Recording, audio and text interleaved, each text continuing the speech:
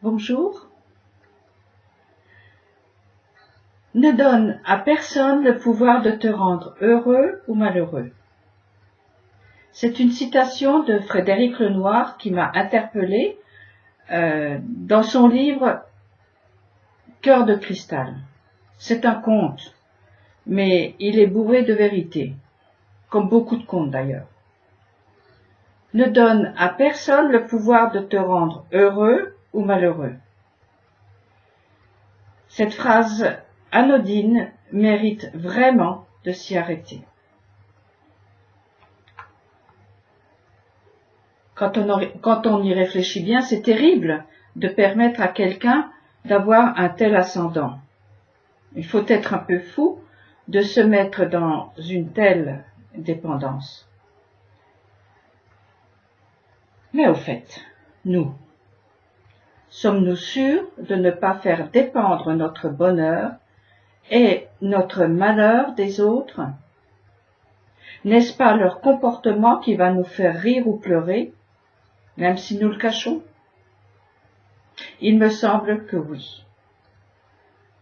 Nous donnons aux autres un pouvoir terrible, rien de moins que celui de notre bonheur et de notre malheur.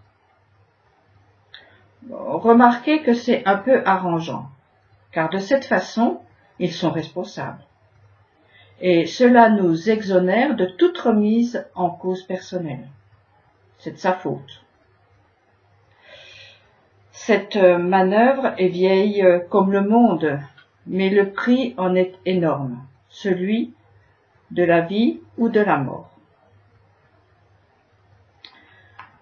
Erich Fromm, dans son livre La peur de la liberté, a décrit l'attrait de l'humain pour la soumission.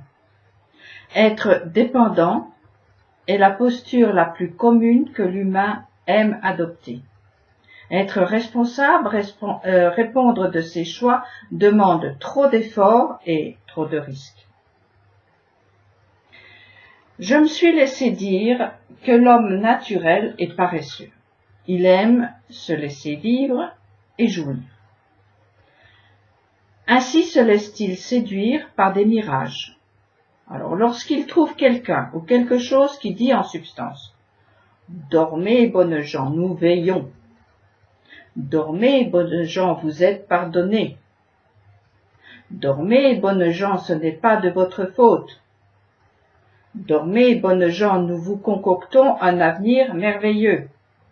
Donnez-nous les clés de votre maison et tout ira bien. » Le naïf se croit arrivé au paradis. Et dans la foulée, si ça va mal, c'est tout de même de sa faute, car il n'est pas assez soumis, pas assez obéissant, trop libre, trop ambitieux, trop arrogant. Il faut le former et pourquoi pas le formater.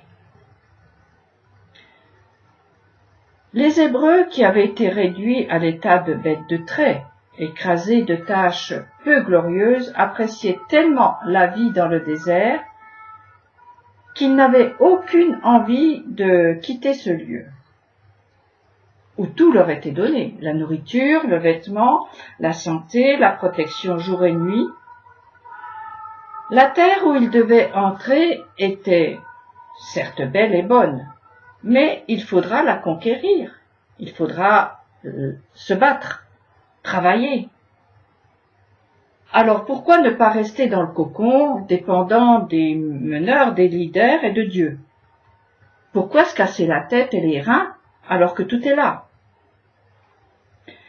Mais malgré tous les avantages d'une vie prise en charge, une lecture rapide des textes de la Torah nous montre combien leur bonheur était précaire.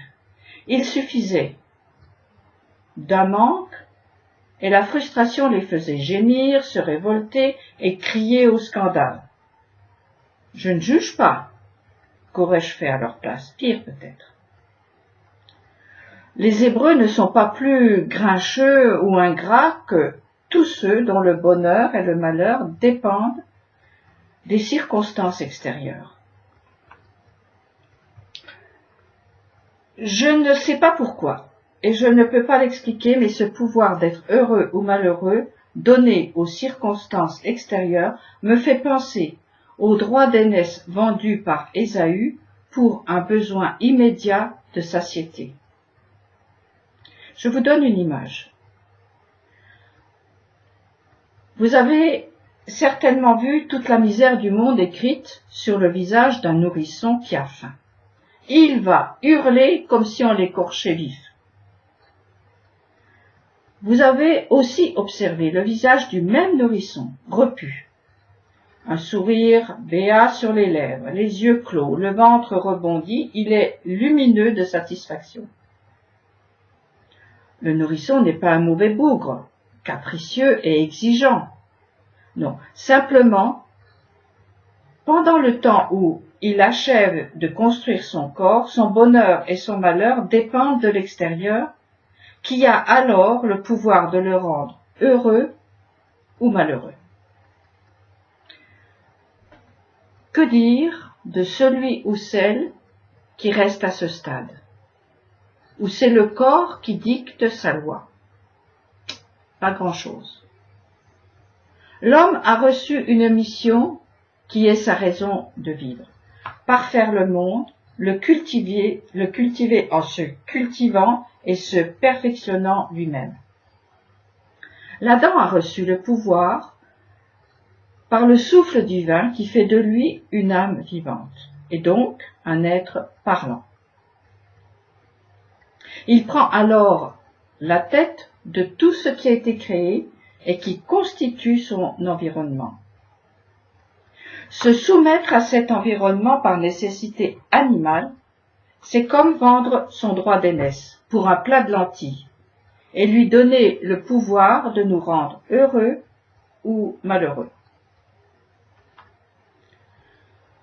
En dehors de son sens dans les civilisations antiques, en dehors du judaïsme qui fait de l'aîné un Cohen, un prêtre, c'est-à-dire qui a un pouvoir spirituel, qu'est-ce que ce droit d'aînesse pour nous aujourd'hui?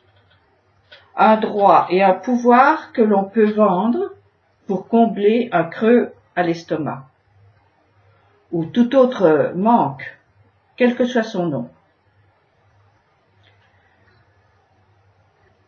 Il y a un moment dans la genèse de la création de notre monde qui, me semble-t-il, ressemble étrangement à cette place d'aîné. C'est lorsque le Créateur dit à l'homme qu'il vient de faire: croissez et multipliez, remplissez la terre et soumettez-la, commandez aux poissons de la mer, aux oiseaux du ciel, à tous les animaux qui se meuvent sur la terre. Et Dieu dit aussi: faisons l'homme à notre image, à notre ressemblance, et qu'il domine sur les poissons de la mer, sur les oiseaux du ciel, sur le bétail, enfin sur toute la terre, et sur tous les êtres qui s'y meuvent. Dit autrement, soit le premier, la tête, soit celui ou celle qui donne l'impulsion d'avancer, d'élever la vie qui t'a été confiée. Elle est à toi cette vie, c'est ton jardin. Ne permets à personne d'en jouir à tes dépens. Chevauche l'animal qui est en toi, pour bénéficier de ses capacités, telles que la force, la ruse, la vue perçante ou la finesse de son ouïe, sa souplesse et plus encore. Guide-le, oriente-le à des fins constructives. Ne te soumets pas bêtement. Cultive la nature pour la parfaire.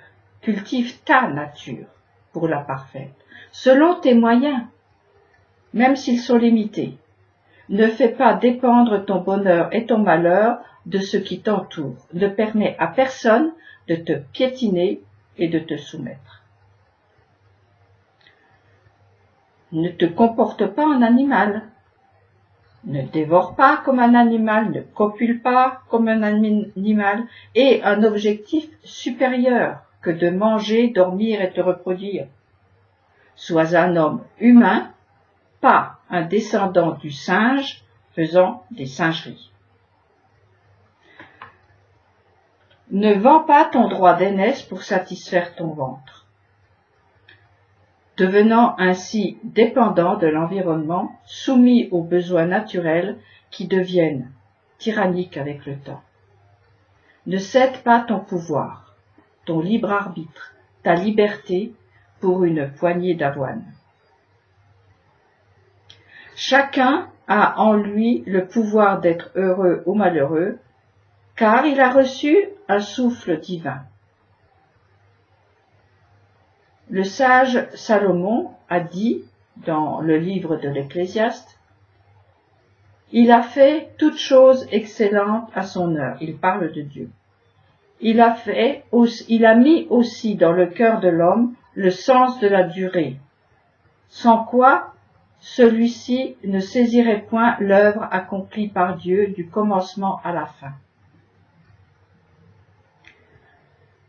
Cette pensée échappe aux contingences extérieures, non pas pour les fuir, mais pour les arracher de leur lourdeur et en tirer l'essence qu'elles dissimulent. Pour terminer, je vous rappelle ces paroles. Ne donne à personne le pouvoir de te rendre heureux ou malheureux. Ne vends pas ton droit d'aînesse, n'aie pas peur de la liberté. La chose est tout près de toi, tu l'as dans la bouche et dans le cœur pour pouvoir l'observer. Vois, je te propose en ce jour, d'un côté, la vie avec le bien, de l'autre, la mort avec le mal. Dit le Dieu d'Israël. Bonne semaine à tous.